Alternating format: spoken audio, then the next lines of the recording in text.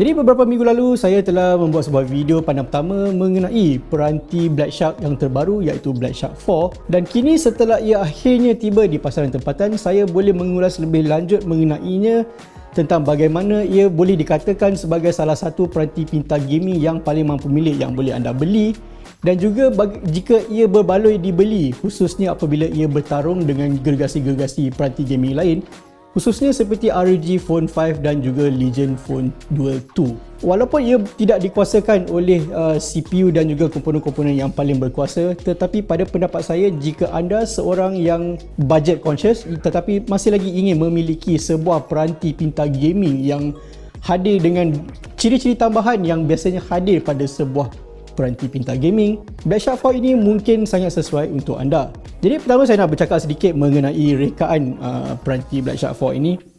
Ia hadir dengan paparan Super AMOLED bersaiz 6.67 inci dengan resolusi 2400 x 1080 piksel.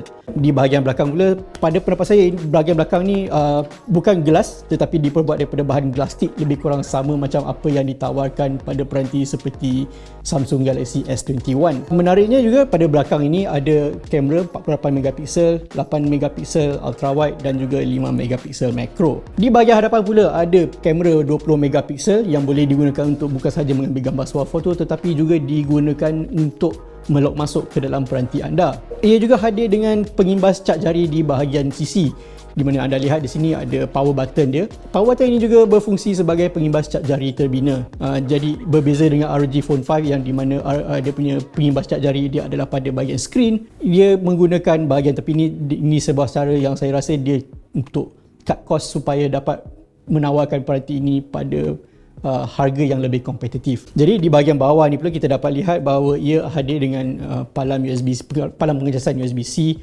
120 watt.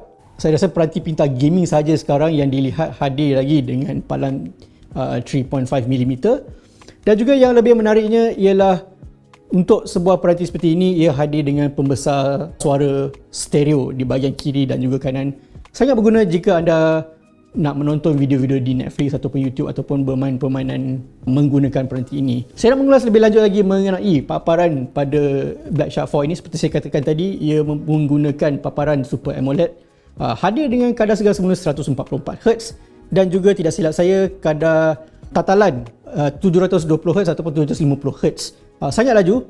Bila anda nak compare dengan phone-phone lain di pasaran yang mungkin tidak mempunyai kadar tatalan yang sama, ada boleh nampak bezanya. Tatalan yang lebih smooth, yang lebih laju. Pada pendapat saya sedikit gimmicky, pasal khususnya kalau boleh nampak sedikit, tapi benda ni saya katakan kalau nak cakap sebagai main feature tak juga, pasal again perspektif orang kan, ada yang boleh nampak, ada yang tak boleh nampak. Saya macam barely nampak bila mention setinggi 720Hz ni. Begitulah pada pendapat saya dia punya feature dari segi kelajuan tatalan paparan pada peranti ini. Lebih menarik lagi ialah jika anda seperti saya yang suka menonton Netflix menggunakan peranti pintar, ia juga hadir dengan sokongan HDR10+. Ini sangat menarik, khususnya bila kita nak tengok siri-siri television ataupun dokumentari di Netflix yang memang nampak color dia sangat best, sangat berkualiti tinggi, shooting, editing semua berkualiti tinggi. Anda boleh nampak sendiri tidak semestinya anda perlu menggunakan sebuah television pintar ataupun televisyen besar untuk menikmatinya. Dengan paparan yang bersaiz 6.67 inci ni pun anda boleh menikmati siri-siri dokumentari tersebut di mana-mana saja anda berada, tidak kira di rumah ataupun di luar. Jadi satu lagi ciri yang saya rasakan sangat-sangat penting buat peranti Black Shark ini sebenarnya ialah shoulder button dia. Jadi ini kita dah sedia maklum bahawa daripada dulu lagi Black Shark hadir dengan shoulder button yang fizikal.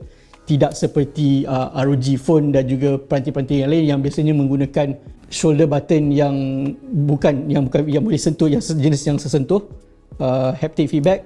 Tetapi pada peranti Black Shark 4 ini, bagi saya ia sangat penting khususnya buat Black Shark 4 kerana butang shoulder button fizikal ini bukan sahaja digunakan di dalam permua, di mana saya rasa dia punya selling point dia akan cakap, oh, kita ada physical shoulder buttons yang korang boleh guna dalam game. Tetapi pada Black Shark 4 ni yang paling menariknya, dia boleh diakses dari luar permua. Jadi anda lihat dua switch di sini, anda tolak ke bawah, dia akan mengaktifkan salah satu daripada butang shoulder button ni. Dan yang menariknya, ia boleh digunakan sebagai device shortcut. Jadi jika anda mengaktifkan shoulder button ni pada mulanya, di bahagian bawah peranti tersebut, anda boleh lihat bahawa anda boleh mengakses sejumlah shortcut yang hadir pada peranti ini dan anda boleh mengaksesnya dengan tarik saja kepada butang tersebut. Pada pendapat saya, ini menukar shoulder button pada peranti ini daripada sebuah gimmick kepada sebuah fungsi yang sebenarnya boleh saya katakan agak berguna, khususnya jika anda seperti saya, bila nak tulis berita mengenai aplikasi ataupun permua, nak ambil screenshot dengan senang, just toggle feature shoulder button ni, lepas tu tekan je butang tu sebanyak mana yang mahu untuk nak mengambil screenshot dan sebagainya. Beralih pula kepada komponen dalaman yang digunakan dalam Black Shark 4 ni. Jadi Black Shark 4 kita sudah maklum bahawa hadirnya ada Black Shark 4 dan juga Black Shark 4 Pro. Tapi untuk model ini Black Shark 4 ia dikuasakan oleh CPU Qualcomm Snapdragon 870, hadir dengan sokongan 5G, dan juga dari segi memori ia hadir dengan sejumlah 3 tak silap saya konfigurasi memori, termasuk 6GB, 8GB dan juga 12GB, di mana dari segi storan pula ia hadir dengan pilihan 128GB dan juga 256GB. Jadi saya nak cakap sedikit pasal performance Black Shark 4 ni. Jujur saya katakan bahawa dengan peranti ini sebenarnya boleh menggerakkan semua permua-permua yang ada di pasaran sekarang tanpa masalah. Satu kekurangan mungkin yang anda mungkin akan tanya, oh macam ROG Phone 5 ada feature macam boleh tambah dia punya performance kan, ada performance mode dan sebagainya. Black Shark 4 tak ada. Tapi pada pendapat saya, bila saya main game dengan permainan PUBG Mobile, Genshin Impact, Asphalt dan sebagainya, saya dapati tak ada isu langsung dari segi performance. Game-game yang saya main pada peranti Black Shark 4 ini semuanya hadir dengan sokongan 60fps dan peranti ini boleh menggerakkan permainan-permainan tersebut termasuk Genshin Impact. Boleh digerakkan pada kadar segar semula tersebut tanpa masalah. Genshin Impact boleh dikatakan sekarang ni adalah permua yang paling demanding yang boleh anda mainkan sekarang di samping bersama-sama juga dengan Honkai Impacted. Pada pendapat saya, jika anda tetapkan permainan Genshin Impact pada setting medium, keseluruhannya medium, dengan anda mengaktifkan sokongan 60fps, Black Shark 4 ni memang masih still tak ada masalah untuk menggerakkan permua tersebut dengan lancar. Boleh saya katakan walaupun ia tidak hadir dengan sejumlah ciri-ciri tambahan yang hadir pada ROG Phone 5, pada pendapat saya in terms of performance saja, value performance dia memang top notch. Yes, Snapdragon 870 bukan Snapdragon 888. Bagi saya Black Shark 4 ini dari segi performance dia memang saya tak ada komplain langsung. Cuma saya nak katakan bahawa kekurangan Black Shark 4 ini adalah daripada segi creature comforts. Pertama saya nak cakapkan mengenai pengecasan 120W yang hadir. Bila bagusnya ialah Black Shark 4 tidak seperti beberapa jenama yang lain. Dia cakap dia sokong 120W charging. Dia memang out of the box, anda boleh dapat satu charger 120W tanpa masalah. Dan seperti saya cakap tadi, pengecasan daripada 0 ke 100% dalam masa 15 minit. Tetapi jika anda nak gaming pada jangka masa yang lama, anda tak naklah cocok charger anda nak cocok cabut kan. Biasanya anda akan just nak pasang terus. Di sini kekurangannya dapat dilihat melalui tidak hadir dengan sokongan palang pengecasan yang kedua yang seperti yang dapat diperlihatkan pada ROG Phone 5, dan ini agak annoying pasal biasanya anda akan pegang phone anda macam ni. So benda tu still akan sedikit sebanyak block palang pengecasan yang berada di bahagian bawah ini. Sama juga seperti jika anda menggunakan phone telinga, dia punya port 3.5mm pun dekat bawah ni sahaja. Jadi seperti saya cakap tadi, creature comforts memang tak ada masalah. Jadi bagi saya memang adalah kelemahan sedikit, tetapi dari segi sokongan pula, saya cakap pasal mengenai sokongan dia punya accessories. Jadi pada Black Shark 3, Xiaomi telah memperkenalkan sejumlah aksesori gaming khusus untuk peranti Black Shark 3. ROG Phone 5 masalah dia ialah sejumlah daripada aksesori mereka tidak disokong pada peranti ROG Phone terbaru. Tetapi pada Black Shark 4, kita dapat lihat bahawa semua aksesori yang diperkenalkan melalui Black Shark 3 hadir boleh disokong pada Black Shark 4 tanpa masalah. Jadi Black Shark 4 mempunyai aplikasi mereka sendiri yang dinamakan Shark Space, di mana ia adalah aplikasi, anda boleh lihat, ia adalah aplikasi yang merumahkan semua, katakan anda buat shortcut pada peranti pada anda punya ini, dia akan memaparkan semua permua-permua yang hadir pada peranti anda dan juga anda boleh mengakses. Dan ini adalah cara paling cepat untuk memasang, menyambung aksesori sedia ada seperti Blackshark cooler, gaming keyboard dia punya headset, gamepad dan sebagainya pada peranti ini dengan cepat. Apa yang ditawarkan pada peranti Blackshark 4 ini boleh saya katakan boleh menandingi ROG Phone 5 tanpa masalah. Malah saya boleh katakan certain features macam dia punya shoulder button ni, implementasi Blackshark 4 sebenarnya lagi baik daripada ROG Phone 5. Kameranya pula bagaimana? Jadi seperti saya katakan tadi, kamera dia kamera utama 48 megapiksel dengan kamera ultra wide angle 8 megapiksel dan kamera macro 5 megapiksel. Honestly untuk peranti gaming saya biasanya memang takkan terlalu tekankan sangat pada performance kamera. Tapi seperti yang saya katakan dalam ROG Phone 5, kamera dia dalam good lighting conditions okey, tak ada masalah. Cuma dalam lighting condition yang agak gelap mungkin akan ada nampak artifacting dan isu-isu macam noise dan sebagainya.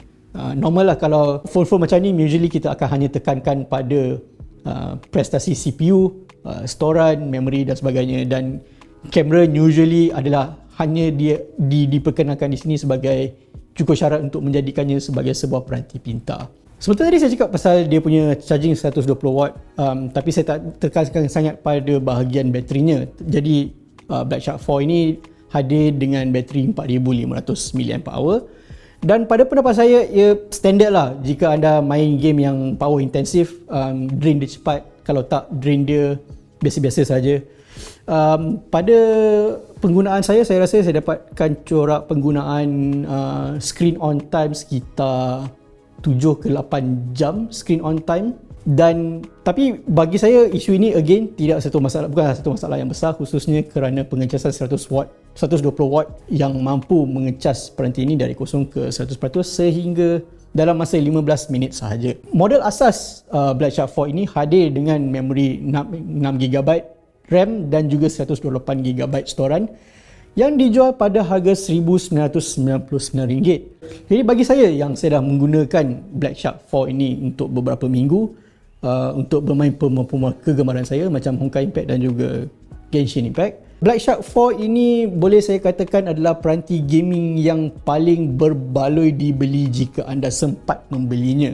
Saya dah tengok balik perbezaan di antara setting medium bermain Genshin Impact pada Qualcomm Snapdragon 888 dan juga versus Qualcomm Snapdragon 870 yang hadir pada Blackshark 4 ini. Saya tak nampak begitu banyak perbezaan. Jadi jika anda lihat, selain pada physical button, anda dapat paparan Super AMOLED 144Hz dengan kadar tatalan 720Hz. Blackshark 4 ini boleh saya katakan adalah antara peranti mampu milik, bergantung kepada model dan harga yang anda beli peranti ini, yang boleh anda dapati di pasaran sekarang.